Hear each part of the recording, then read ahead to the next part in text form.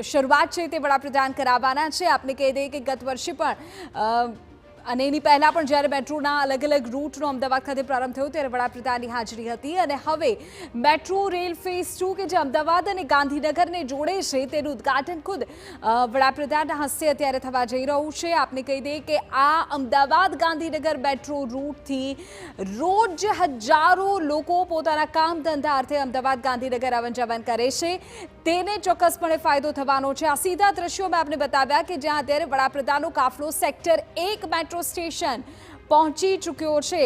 કુલ 20 સ્ટેશનો આ 28 કિલોમીટરના રૂટમાં અને તમામ જે લોકો છે જેઓ અમદાવાદ ગાંધીનગરની વચ્ચે જેઓનું રોજનું આવન જાવન છે તેઓને એક મોટો ફાયદો મળવાનો છે।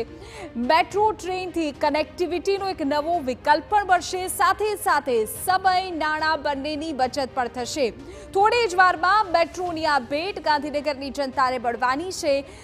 બુલેટ ટ્રેનથી લઈને મેટ્રો આ તમામ પર સીધી રીતે કામ થઈ રહ્યું છે, ઇન્ફ્રાસ્ટ્રક્ચર પર ખૂબ મોટું કામ થઈ રહ્યું છે અને એવામાં હવે અમદાવાદ ગાંધીનગરની વચ્ચેની જે મેટ્રો ટ્રેનનું સંપૂર્ણ કામ હતું તે પણ આજથી હવે શરૂ થઈ રહ્યું છે। એટલે મેટ્રોની શરૂઆત થઈ રહી છે। ફેબ્રુઆરીમાં તેની ટ્રાયલ પણ થઈ ગઈ હતી। આપણે દ્રશ્યો બતાવી રહ્યા છે ગાંધીનગરના જે મેયર ધારાસભ્ય સહિતના અગ્રણીઓ છે અને તેની સાથે સાથે તમે જોઈ શકો છો રાજ્યના મુખ્યપ્રધાન ગવર્નર તમામની અત્યારે ઉપસ્થિતિ છે।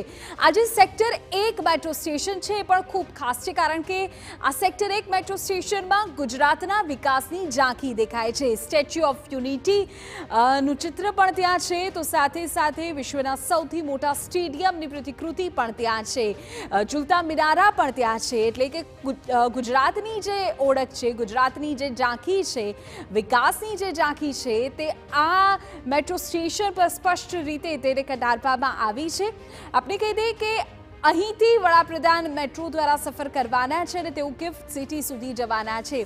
ગિફ્ટ સિટી એક તરફ જે તમામ અલગ અલગ દેશમાંથી પણ જે અગ્રણીઓ આવી રહ્યા છે, બિઝનેસ હબ તરીકે જ્યારે ઉભરી રહ્યું છે ત્યારે ત્યાં પણ હજારો કર્મચારીઓ કામ કરે છે, ત્યારે તેઓને કનેક્ટિવિટીમાં પણ એક મોટો ફાયદો થશે। દ્રશ્યો સીધા આપ જોઈ રહ્યા છો ગાંધીનગરથી સેક્ટર 1 મેટ્રો સ્ટેશન। થોડીવાર પહેલા જ મારા સંવાદદાતાએ જ્યારે ત્યાં ઉભેલા લોકો સાથે વાતચીત કરી તો તેઓએ જણાવ્યું કે લગભગ સવારના 10-11 વાગ્યાથી તેઓ સેક્ટર 1 મેટ્રો સ્ટેશનની આસપાસ લોકો ગોઠવાઈ ગયા હતા કે જેથી વડાપ્રધાનની એક ઝાંખી તેઓને મળી શકે।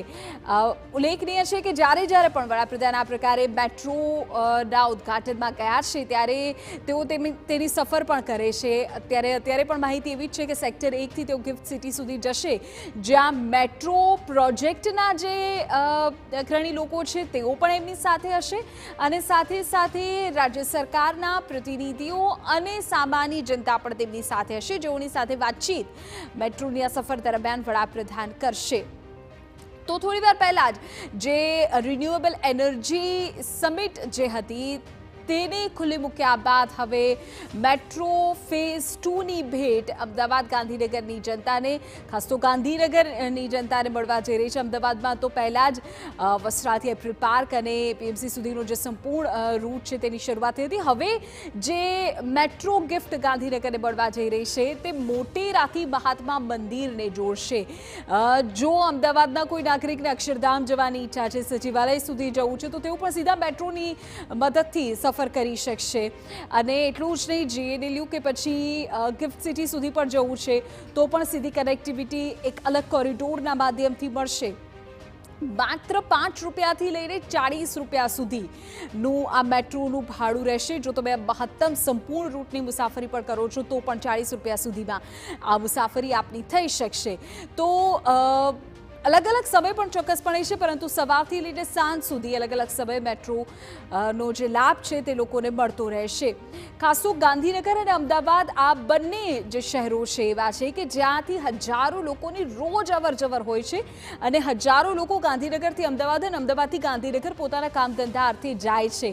ત્યારે ટ્રાફિકનો જે સૌથી મોટો પ્રશ્ન છે, એમાં પણ પીક અવર્સમાં જે લોકોને નો સમય વ્યય થતો હતો તેનો ચોક્કસપણે હવે બચત થશે અને તેની સાથે સાથે જે પબ્લિક ટ્રાન્સપોર્ટેશન છે તેનું પણ એક નવું જ આખું સોપાન જે છે તેની હવે શરૂઆત થઈ રહી છે. આમ તો 2021માં જ મેટ્રો ફેઝ 2નું કામ શરૂ થઈ ગયું હતું અને ફેઝ 2 પર ટ્રાયલ હમણાં જ આ વર્ષના ફેબ્રુઆરી મહિનામાં કરવામાં આવ્યું હતું.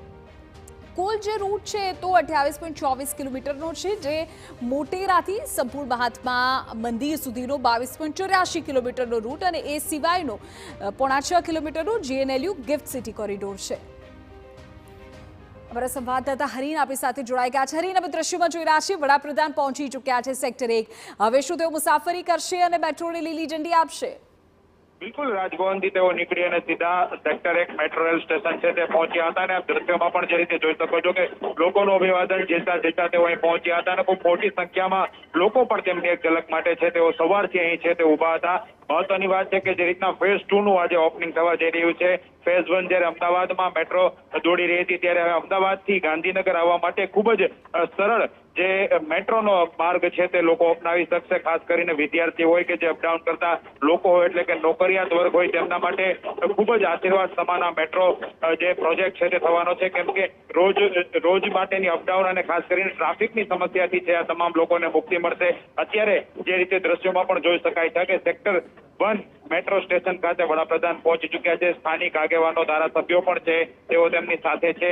આ ઉપરાંત જો વાત કરવામાં આવે તો ખાસ કરીને જે મેટ્રોનાથી શરૂ થઈ અને સેક્ટર 1 સુધી અત્યારે પ્રાથમિક તબક્કે આ રૂટ છે તેમાં મેટ્રો રેલ દોડશે, એટલે કે અમદાવાદના જે એપીએમસી માર્કેટ છે ત્યાંથી મેટ્રોડા સુધી અને ત્યારબાદ છે મેટ્રોડા થી જે છે અહીં સુધીની જે સેક્ટર 1 સુધીની જે આખો રૂટ છે તે 60 કિલોમીટર અત્યાર સુધીમાં ફેઝ 1 અને ફેઝ 2 છે ત્યાં મેટ્રો દોડી રહી છે અને થોડી જ સેકન્ડોની અંદર હવે વડાપ્રધાન છે લીલી ઝંડી આપશે અને ત્યારબાદ તેમાં ગિફ્ટ સિટી સુધીની છે તે સવારી કરે તેવી પણ શક્યતાઓ છે દેખાઈ રહી છે. પરંતુ અત્યારે સૌથી મહત્વપૂર્ણ પ્રોજેક્ટ છે તેનું અત્યારે લીલી ઝંડી આપવામાં આવી રહી છે અને વડાપ્રધાનના હસ્તે તેઓ મેટ્રોનું ફેઝ 2નું છે તે ઓપનિંગ કરી રહ્યા છે. જી હરીન, ખાસ તો લોકોને એ પણ જણાવું કે કેમ ખાસ છે આ સંપૂર્ણ પ્રોજેક્ટ, કેમ આટલું વિશેષ મહત્વ આપવામાં આવી રહ્યું છે? કારણ કે એક તરફ સાબરમતી ઉપર જે આખો બ્રિજ બન્યો છે તે હોય, કનેક્ટિવિટીની વાત હોય, અલગ અલગ 20 સ્ટેશન, ખૂબ મોટો ફાયદો આવનારા સમયમાં હવે લોકોને થવા જઈ રહ્યો છે. ત્યારે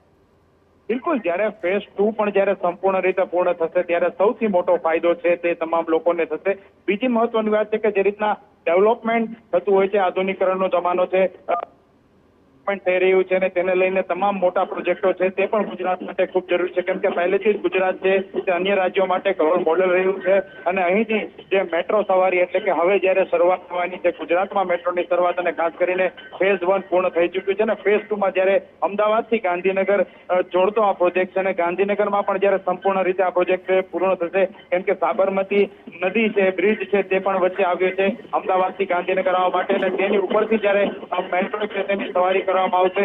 લોકોને બિલકુલ ફાયદો થશે. મેં જેમ જણાવ્યું કે વિદ્યાર્થી હોય અથવા તો નોકરિયાત વર્ગ હોય કે જે અપડાઉન રોજે રોજ કરતો હોય તેવા લોકો માટે સૌથી આશીર્વાદ આ મેટ્રો પ્રોજેક્ટ છે અને જે રીતના હજી પણ તેમનું કામ છે તે થોડું ઘણું બાકી છે અને તે જ્યારે સંપૂર્ણ રીતે પૂર્ણ થશે અને ત્યારબાદ જે સંપૂર્ણ મેટ્રોનો જે રૂટ શરૂ થઈ જશે ત્યારે સૌથી વધુ ફાયદો થશે.